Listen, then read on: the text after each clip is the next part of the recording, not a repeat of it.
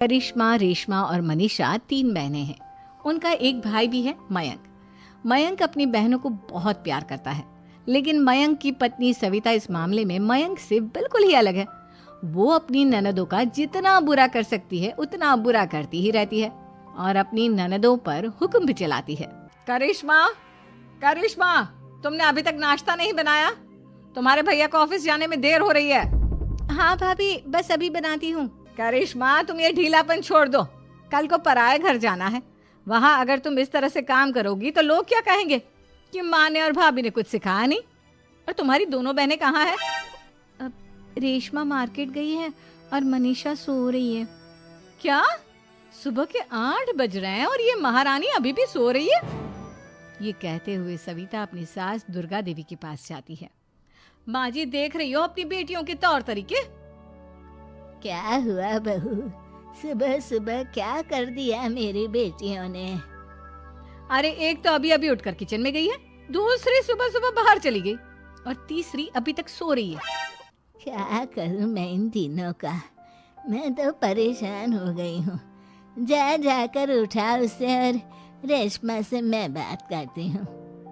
सविता सीधा मनीषा के कमरे में जाती है और उससे कहती है, महारानी जल्दी उठो, सूरज सर पर आ गया है।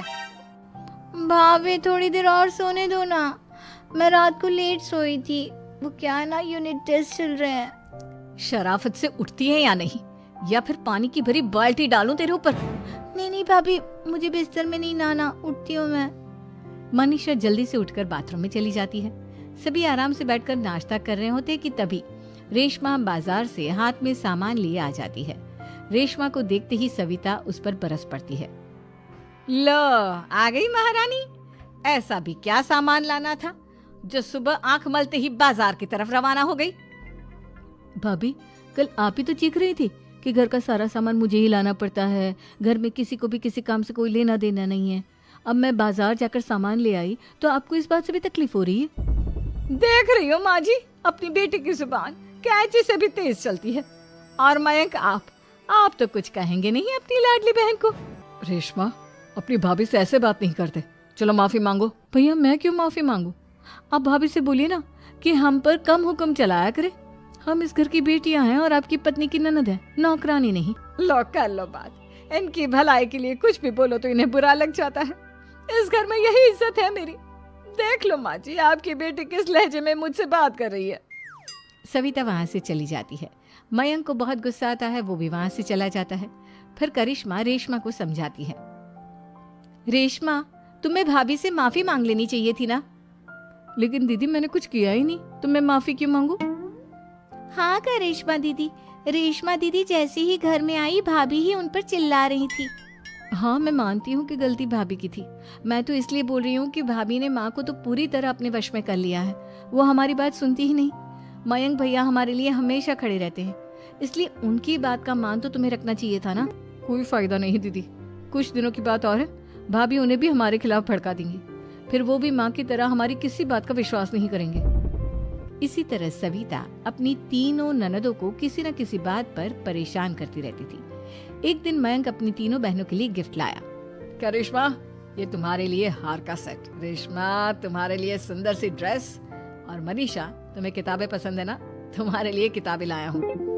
थैंक यू भैया। थैंक यू भैया। थैंक यू भैया।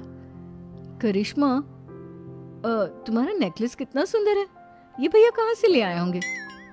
मैंने भैया को 3 दिन पहले फोन पर ये डिजाइन दिखाया था और आज भैया ये ले आए। सविता तो अपनी ननदों के गिफ्ट्स देखकर जल गई और करिश्मा का नेकलेस तो उसे भी बहुत पसंद आया था। अपनी बहनों के लिए कितना अच्छा नेकलेस लेकर आए हैं, मुझे कभी कोई गिफ्ट नहीं दिया। मैं आज ही ये हार चुरा लूंगी। रात में सविता करिश्मा का हार चुरा लेती है और इसी तरह उसे अपनी ननदों की जो भी चीज अच्छी लगती वो उसे मांगती नहीं, बल्कि रात के अंधेरे में चुरा लेती। इसी तरह दिन बीतते गए और सविता ने मयंक के दिल में भी उसकी बहनों के लिए नफरत पैदा कर दी। एक दिन मयंक ने करिश्मा और रेशमा के लिए रिश्ता देखा और ये बात उसने घर में सबको बताई। माँ, करिश्मा और रेशमा के लिए बहुत अच्छा रिश्ता आया है। वो लोग कल इन्हें देखने आ रहे हैं। आप और सविता मिलकर सारी तैयारी कर लेना। ये सुनकर करिश्मा और रेशमा खुश हो जाती हैं।